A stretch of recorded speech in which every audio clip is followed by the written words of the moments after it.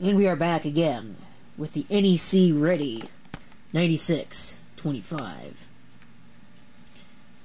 What we're going to do today is as follows. We are going to hook up the fan that is hooked up, or that's on the heatsink in this machine. And then I'll fire it up, play around with it a little bit, maybe install some programs. So, let's get started with that. Oh, I think we have a technical problem. It opens from the other side. Guess that's technically not ATX, that's BTX, but I don't remember. Yeah, this is a BTX. It almost looks like a BTX style machine. I mean, it's proprietary, obviously, but there's our heatsink. It's got a 3-pin job on the fan. And what I'm going to do is I'm going to look on the board, see if I can find any possible connection for the fan. I mean, I guess there's a motherboard layout on this. I don't know if that actually lays out the board or if that's just where... No, that's just where all the jumpers are. So they went to the trouble to put this thing on here, but it doesn't really tell you anything except where the jumpers are. So, for everything else, good luck, you are on your own. So I guess I'm going to have to find that, if I even can. Well, I did find it. I can go ahead and get a light here. You might be able to see that down in there,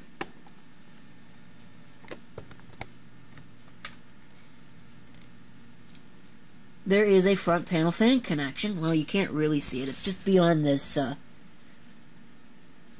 where that wire is going to. It's being used by the front panel fan. Now, I don't know. There is a 3-pin connector here at the back of the motherboard. I'm going to have to figure out what that's used for. Maybe you'll be able to see it. There it is, right there. That white thing. I'm going to have to figure out what that is. I don't think that this cable is going to stretch far enough to reach it. Unfortunately not. So that kind of sucks. That's going to limit my my ability to put in a fan in this machine big time. Unless I can manage to find... What size of a fan is that? Mr. DC brushless fan over here. Trying to figure out some things. There's a fan in that. I wonder if I could just take that fan out and just ignore it and plug in this front panel. The wire colors match up, so that's not that big of a deal. I might just do that. But we'll see. Okay, well, that worked. I'll turn it on briefly here. See, I now have a fan. Turn that off before it boots. It is a little on the noisy side, but I can certainly tolerate that. Which means that all I really need to do is just find a fan for this case, which shouldn't be too terrifically difficult. At least I'd think not. Could be wrong, though. I don't know what size fan that is. Maybe I can hotwire this one. Okay, slight change of plan. I decided to go with my original route, and I have got this little connection here. I also had to get a little splitter. I don't know if you'll be able to see it. Right here, I have a splitter now. That's going to the CD-ROM. Unfortunately, the power supply I've got in this machine is missing one of its Molex connections, so I'm fairly limited in that regard with what I can put where. But I've got this pretty well hot wired right now. You can see this here. This is how I do it. So that way, if I ever want to reuse this heatsink somewhere else, all that I have to do is just take this and remove it. And remove my hot wiring, and then everything will be all peachy creamy. So now I gotta get this wiring routed, put the fan back in place, and see what happens. Oh, quick run-up. Almost forgot. Set the fan in the front, and a fan on the heatsink. So good. Now I'm going to put the case cover on, hook it all back up again, and we'll boot it up. And there we go. Oh, there was one more thing I was going to do. Not sure if you'll be able to see back there, but the memory, there's 4 slots for RAM. It takes 72 pin SIMs, but only 2 of the 4 slots are populated, and I want to see what's installed in here right now. For some reason, one of the slots is offset from all the others. I don't know why. That's kind of strange. I'm sure there was a technical reason for doing that. Let's see if I could get this out of here. Getting SIMs out is a lot more different than getting regular memory out. Because it folds sideways and you pull it out. What is this? Well, looks like that might be 32. As I see 42 4000 F32B-60. That's weird. I'll put it back in. I might actually hook it up to a monitor. Hopefully I didn't break it by doing that, but hook it up to a monitor, see how much memory is in there, and see if I can upgrade it to something else. Alright, got a monitor hooked up. I'm actually using the connector on the rear of the machine. Go ahead and hit power. Both of our fans work. Monitor comes on. F2 for setup. 32 megs of RAM. Oh, I did not get it in enough time. Whoops. I love how it's booting, and yet it's still seek testing.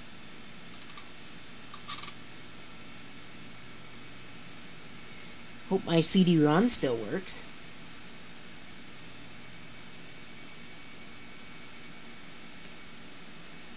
The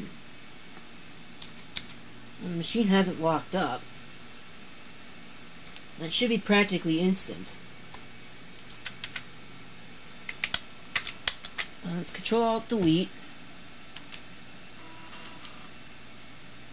Get into setup here. And we'll see if that's correct. No, 11/15/2018 is not correct. So I have to wonder how that happened. It is 21/13 on 11/18/2018. Alright. All of that should be fine. You got 32 megs. I'm going to F10 save and exit. Oops, that was... Well, that was not what I was supposed to push. Whoops. Okay, well, I don't think it reset too much. Should have discarded the changes. That would have been the safe thing to do. Floppy test.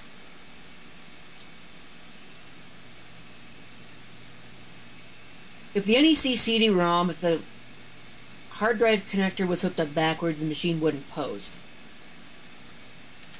I know that. Now the machine is not posting. That's curious.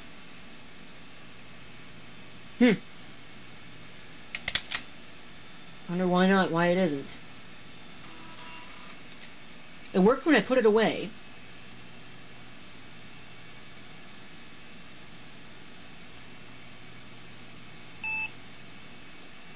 Okay, that was weird.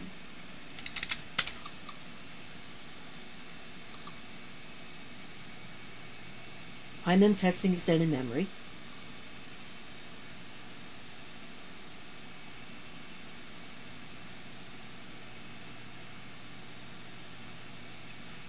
and it locks up there.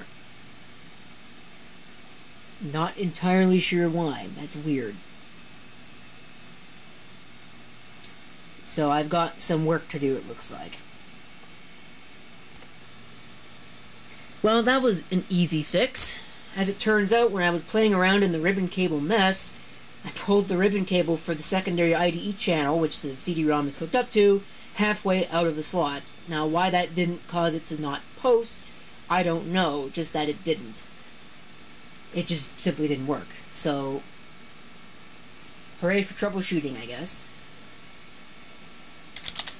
So the system is functioning.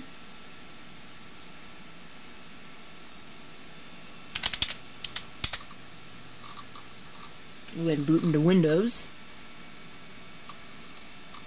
Now I wonder if I actually put the PC speaker sound driver on this, but I don't have the video driver. I might see if I can find the video driver for this. Well, that's not really going to work too well. Now I wonder, I have this. Did I actually manage to get Best of Windows Entertainment installed on this? I don't think I did. I might try that. I know that Boweep is on here. That's Star Office, I believe. I've got Star Office. I do have Microsoft Office as well. I might install that. But I was hoping to find some other programs. Stuff like, I know there's some Symantec utilities I wanted to install on this. Maybe some alternative desktop software. Which was a pretty common thing back in the days of Windows 3.1 to get you more of that Macintosh-style appearance and level of functionality that Windows 3.1 simply didn't have. Now, why did StarWriter 3.1 end up in the main? Okay, that's weird. So there's the NEC Changer utility. I'm going to see if I can install Boweep. I think there was a reason why that didn't work. It's got somebody's data on it. Okay, well, I wonder why it still has his data on it. Should have removed that. I think it's expecting a specific disk structure that it doesn't have. We'll see. Best of Entertainment Pack. Continue. C Boweep. Could not load C Disk 1. Alright, yeah, it's expecting a specific disk structure, so I'm going to have to try and emulate that. Well, that was easy enough to figure out. Just rename the install folder to disk 1. It's kind of strange that it requires that, but not the only piece of software that does. And I think after that's installed, what I'm going to do is put the case cover back on. Actually, no, sorry, I was going to upgrade the memory, wasn't I? It's only about 32 megs in it right now. I could put a little bit more than 32 megs in. Might get some of the other Windows Entertainment packs installed. Because there's 4 of them, I believe. I might get some more of those installed. Which means I probably didn't have to install the best of, but oh well. I did, so it's now there.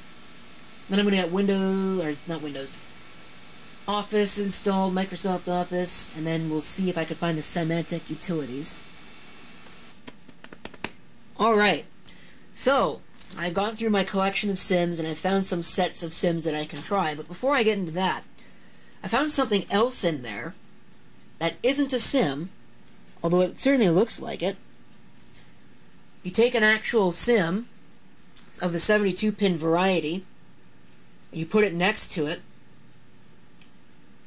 you'll see very quickly that the pin's structure does not line up at all. And what's more is that the chips on it, they're Intel chips, but they say flash. There's 4 chips, it's single-sided, and there is what I believe is the model. So I could go looking that up, but that's fairly interesting. I don't actually know what that is as I'm making this video right now. I'll put it in the video description if I find anything about it. But what I'm going to do what I'm going to do now is I've got some 16 megabyte Golden RAM SIMs here, and I've made sure that the contacts in this machine here are of the tin variety, the silver ones, rather than the gold ones, because if you mix and match those you'll get some problems. They corrode. It was a big deal. Probably not as big of a deal as I'm making it out to be, but trust me, it was a big deal. It did matter. And I'm going to try and put it in this machine. Hopefully I'm going to do it right. I think there's only one way to install it, though. Well, that just goes, it clicks in there a little bit. Probably shouldn't have done that one. Yeah, I probably should have done the other one first. If it's going to click in there with that kind of force, I'm going to put it in this one first. And I hope that they're going to work. They are not a match for what's installed already, which might be a problem. That used to be a big deal. Another one of those things that used to be a big deal back in the day. Bank mismatches? Yeah, with Sims, that mattered. I don't remember the exact detail. At least it mattered on some systems. All the ones that I'm familiar with, it certainly mattered. Let's see if it still posts.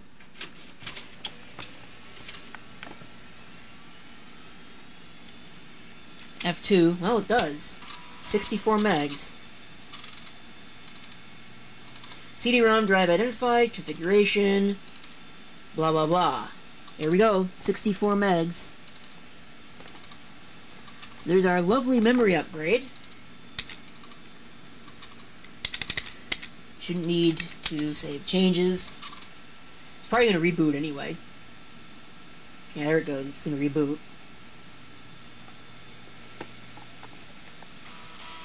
Might see the red light on that SCSI board light up when it identifies drives. That's an access light indicator, which is kind of a strange thing to have on it because you're not going to see that, but I guess that was for troubleshooting purposes. It lights up with drive accesses.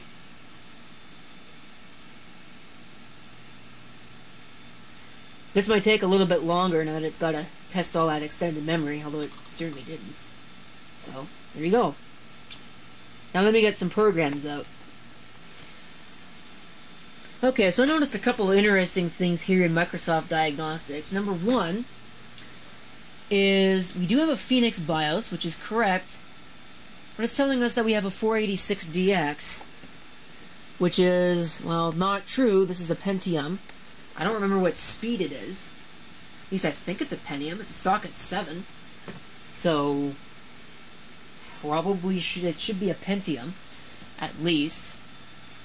So I don't know what's happening there. Number two, there's networking running, although it says network detected no. So that's kind of weird. We're running DOS 6.21. Game adapter is not detected, although there's a MIDI port on the back. So, yeah, that's definitely kind of strange, although we can check what kind of video adapter we have. We have a Mach 64, so I guess I'm going to have to find my... Actually, no, I don't, do I? I have the driver discs over here. Mach 64 installation discs. So maybe I'll give that a shot. These things. I actually have a use for these. See if I can get this open. I have to cut this open, I guess. Well, I'll get it open and we'll install it. Okay, so I've got the disk inserted. I've started up Windows. So let's see. readme.com. Let's run that. See what we get. Okay.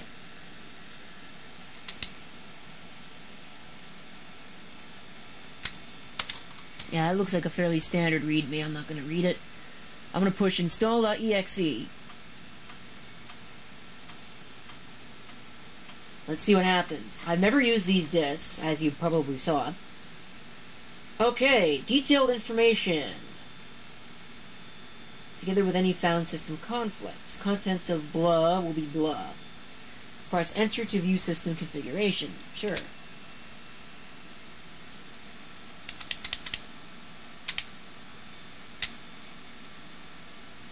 This one detects it as a Pentium, so I don't know why. Looks like that's okay.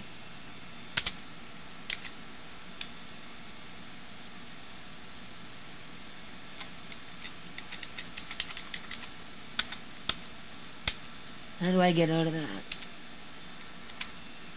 Quick setup will automatically initialize your cards. So let's see here.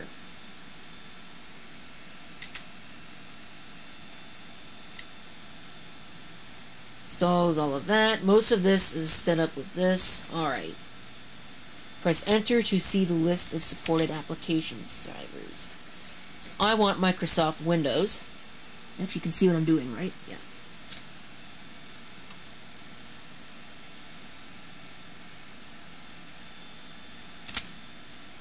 Okay, please insert into drive A the diskette labeled disk 2.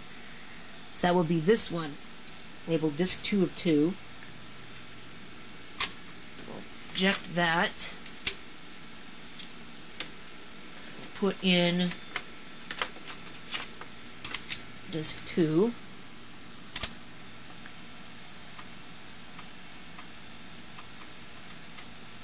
Loading help file. Read installation notes.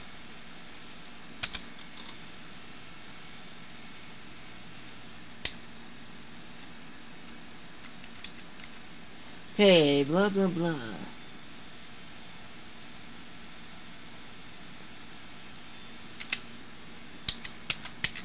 I can't actually select anything though.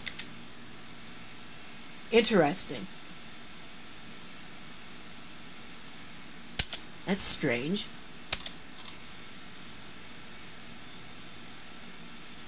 I wonder why.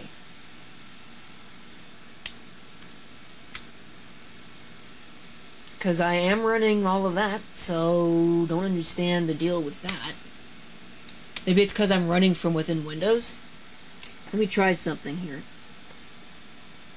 Alright, there we go. Yep. Just as I suspected. Install Windows 3.1 driver. This installation is designed to install blah blah blah. Microsoft is blah blah blah. 386 or better, blah blah blah. Press any key to continue. Blah blah blah. Sure, we'll install the software MPEG as well. I don't really need it, but I will put it on there anyway. C Windows. Video for Windows not detected. Sure.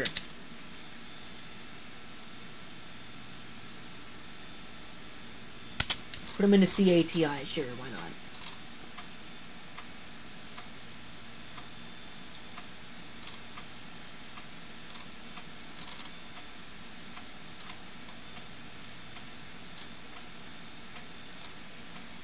So now it's putting this driver onto the system. Very slowly from floppy.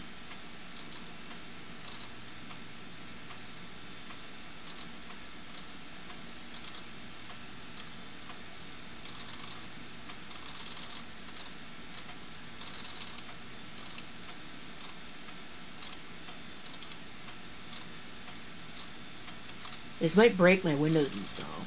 Oops. Probably should have taken a backup of the Windows folder before I did this. Because I don't know if Windows will be running in enhanced mode. Place into drive A diskette labeled disk 1.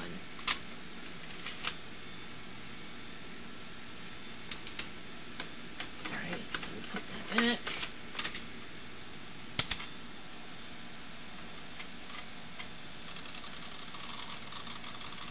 Please wait while we while install modifies the Windows 3.1 INI files. I'll get it right eventually.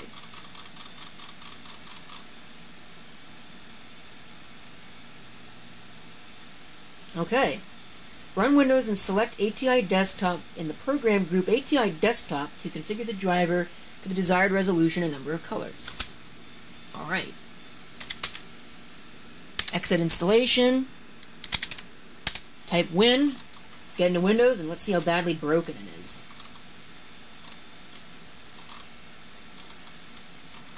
It did not break it.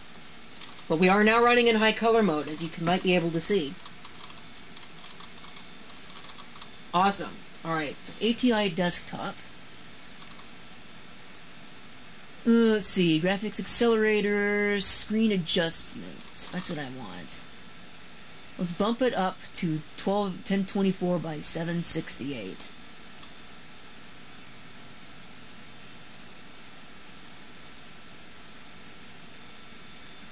Okay, well, it looks good. I'll hit cancel on it.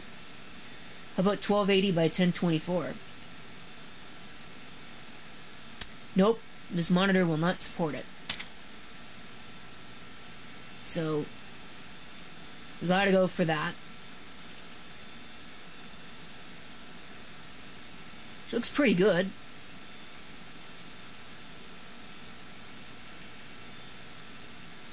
Yeah, it looks fine to me.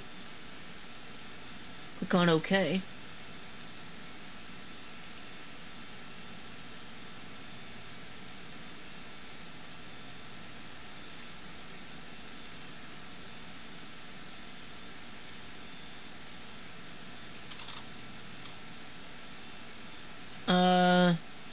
I didn't actually set it.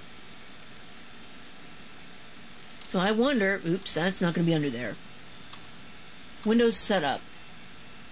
Options, change system settings, Mach 64 driver. Oh, I didn't change it. That kind of sucks. I'm going to have to figure that out, why that didn't change it.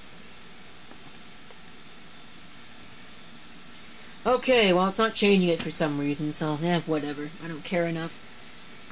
So, we'll go ahead and we'll move to the next thing, which is the Intel, it says iGoodies.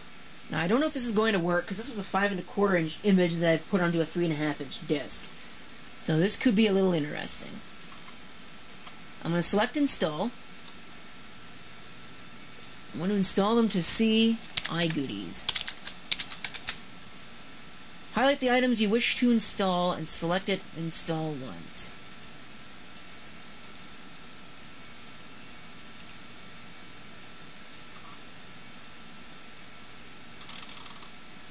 Well, did it work? Nope, obviously not. Cannot find file iSaver.exe or one of its components. Now let's see.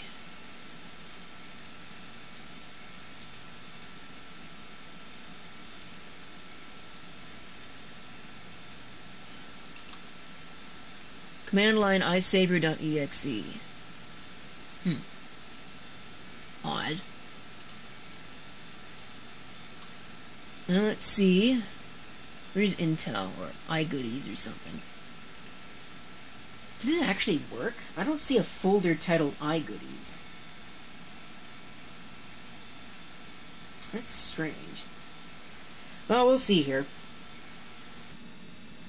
Okay, so I noted a couple of my sounds disappeared. Oops.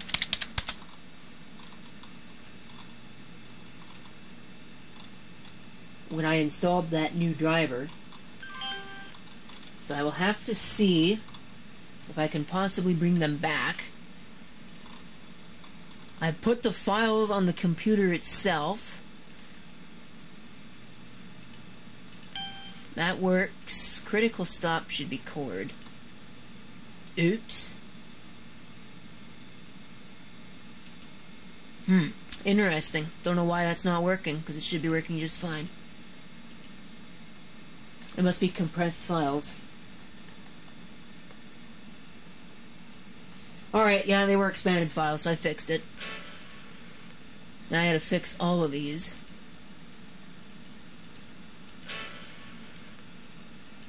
Those should be set properly. Question should be set properly. Exit should be set properly. Start, those should be set to this.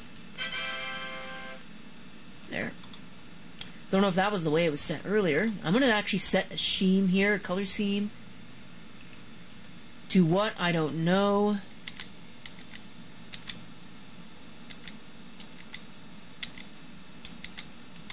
I remember using that as a kid, but I don't think I'll do that.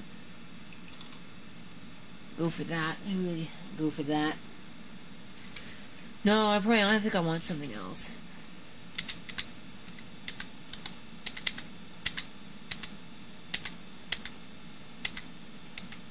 Plasma power saver. That was for those old gas plasma displays, the orange ones. The plasma power saver chose colors that looked better, or sorry, not so much looked better, but were easier on the display. So they look kind of weird, but that was how it was set up. The blues. Let's set it to that. Sounds good to me. It's not running at a very high bit depth, though. Certainly not 256 colors. Alright, so what was I doing? Oh, right. I need to make a folder on this disk. Get this out of here. Folder on this disk. Create directory. Current directory is C. I want to make a directory called Cement Tech. I just got a message. I wonder if somebody left me a comment on a video. No, somebody subscribed to me on YouTube. Cool. I'll probably edit that out of the video. Or I might leave it in, I don't know yet. But Cement Tech, and there is no disk in drive A. Well, that is true. I forgot to put the disk in drive A. So we'll put that disk in drive A. And we'll select all this stuff. And we'll go ahead and copy it. I don't remember the key combination to that. Move it to C, Cement Tech. So these are all the Cement Tech utilities. I'm assuming they're going to run on the computer.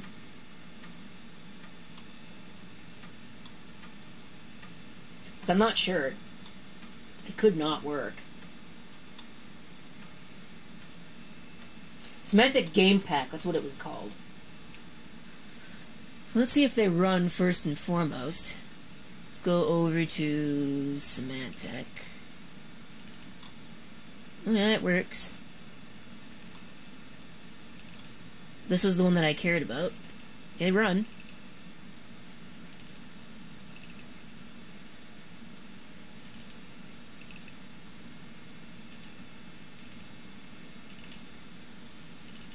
Alright, so now I've got to create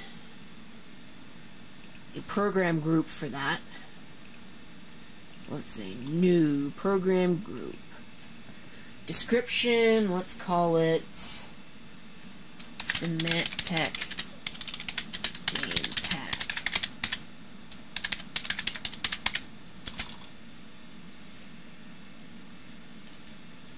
Alright, so let's see. New program item.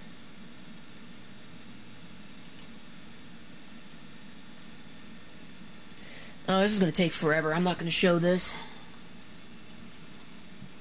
Alright, and there we go. There's that. Now, next thing I'm going to do, so I'm actually going to go to my CD-ROM here. And I'm going to get out, if I can actually find it. It's not even close. Microsoft Office 4.3.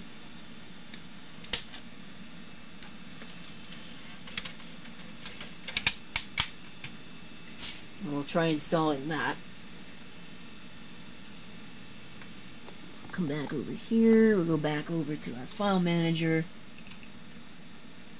We'll go to D. And let's see, Excel, blah, blah, blah, setup.exe.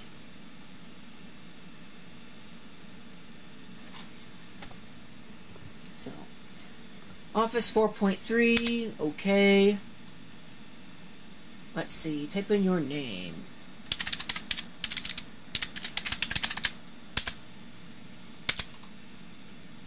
Product ID, blah, blah, blah, searching for installed components, blah, blah, blah.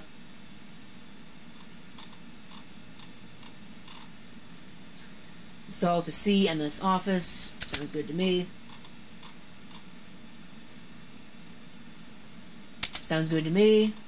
Just going to accept all the defaults. Sounds good. Sounds good. What else is it going to install? This is the professional version. There's access.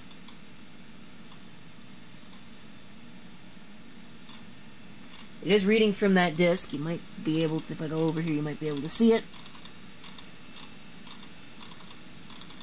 Searching for installed components. Not that it'll find anything, other than maybe Star Office. Shouldn't find anything. I shouldn't have Office installed on here.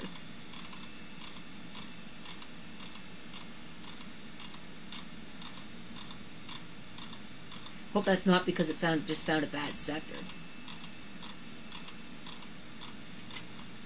This shouldn't take that long.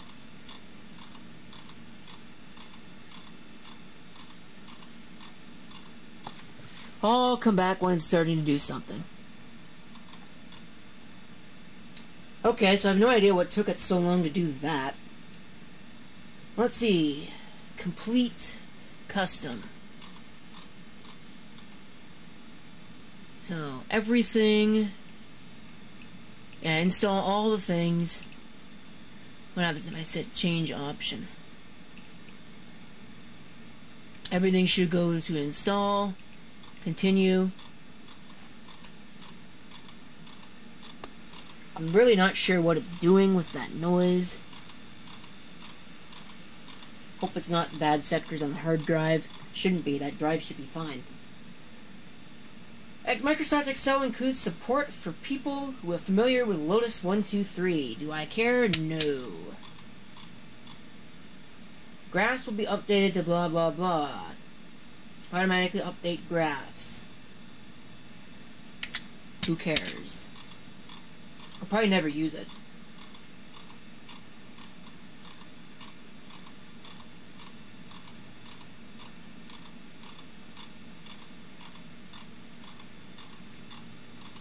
So let's see what it's going to do next.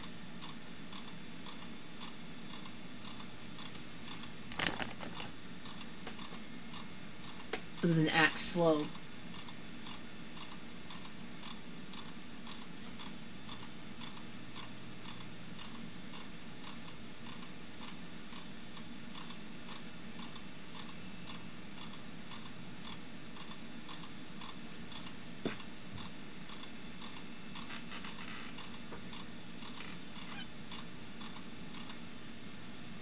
I was pointless to stop because it just brought this up. Help for WordPerfect users can be automatically available when you press WordPerfect command keys. Do you want setup to activate this option? Well, I don't use WordPerfect, so I don't need that either.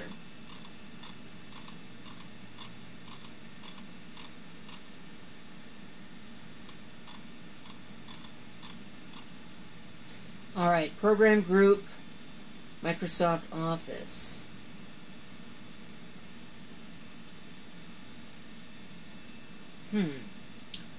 There is already an existing group. Let's hit continue. It's kind of strange, because I haven't installed Microsoft Office on this.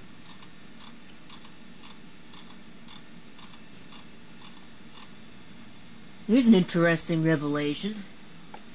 It has to reboot Windows. Strange. Well, you start Windows.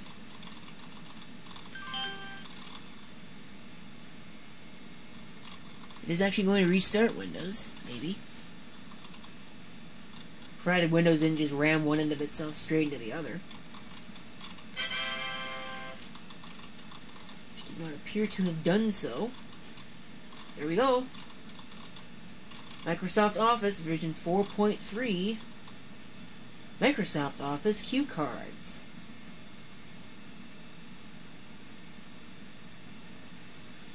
I don't really care. Get out of here. Last thing I'm going to do is I'm going to install something called Kinetics RAM Doubler. I'm sure a lot of people know about this program. So instead of having to put, double the amount of RAM in the system, although I'm pretty sure I could probably do that, I am going to install RAM Doubler. The last time I used this was on my PowerBook 520C, which is a system I still have, by the way, if you're wondering.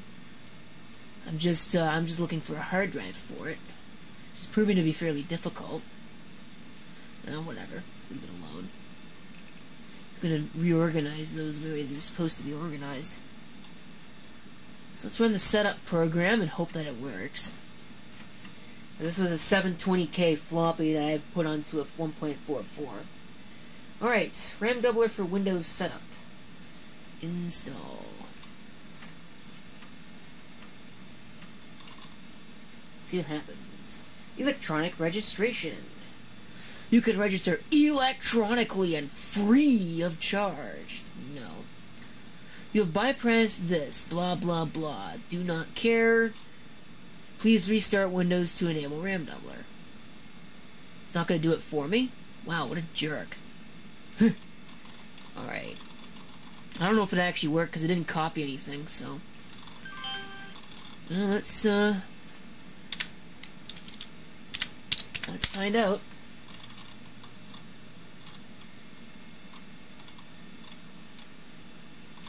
Let's see here. Yep, it says RAM doubled in the corner.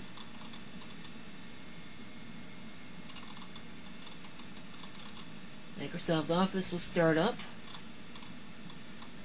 I want the cue cards. Go away. So let's see if there's any controllable options for it. I don't remember. I've never used it under Windows 3.1, so... There is something new in here that wasn't here previously. ODBC, desktop, drivers... Maybe, I think it might be under drivers, maybe. So you have the ATI video accelerator...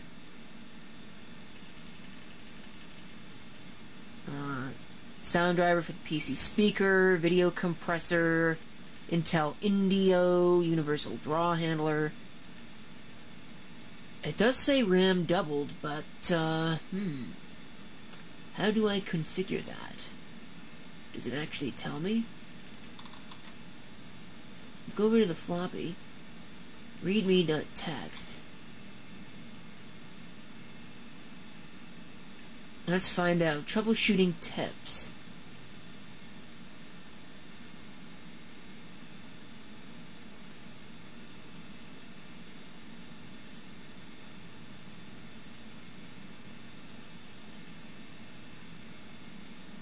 Fix driver conflicts with blah.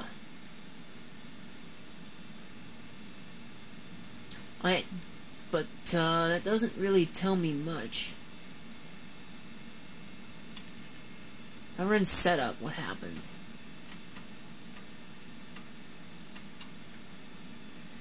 Current version 1.03.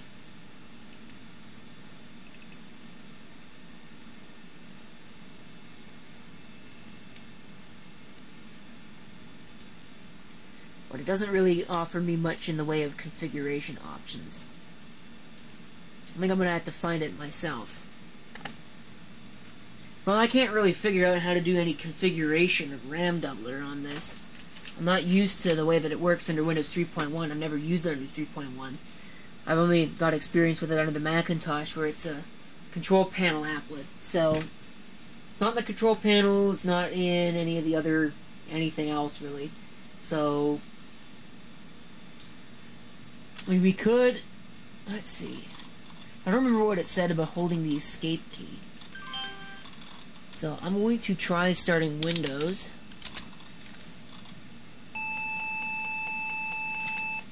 RAM doubler for Windows load canceled by user request.